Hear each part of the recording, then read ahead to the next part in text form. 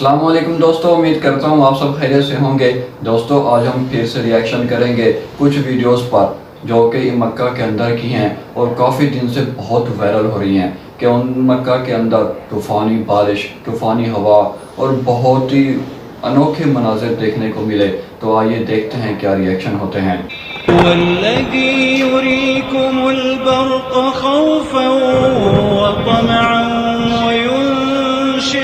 السحاب الثقال ويسبح الرعد بحمده والملائكة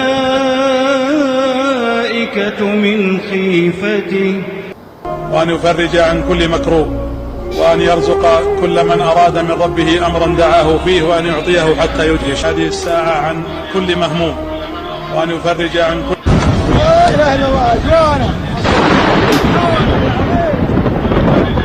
أسأل الله العظيم رب العرش العظيم أن كل شيء مقطع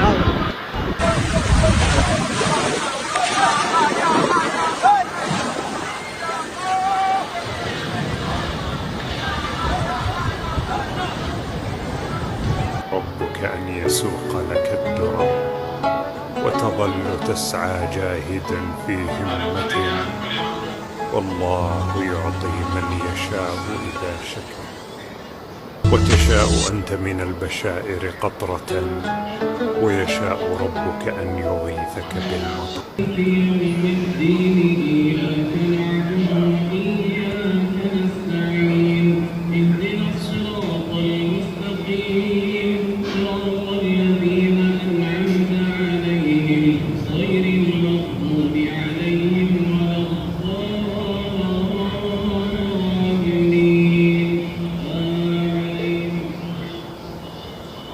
وهو الذي ينزل الغيث من بعد ما قنطوا وينشر رحمته وهو الولي الحميد. الله لا إله إلا هو الحي القيوم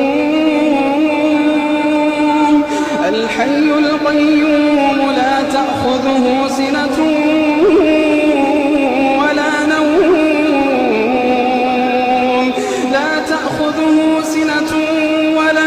نوم له ما في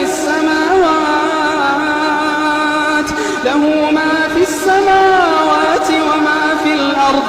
من ذا الذي يشفع عنده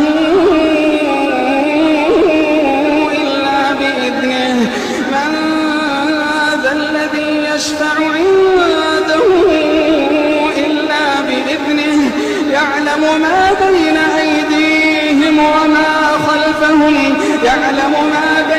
أيديهم وما خلفهم ولا يحيطون بشيء من علمه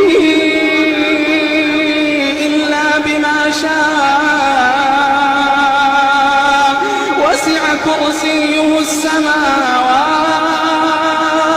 وسع كرسيه السماوات والأرض ولا يؤوده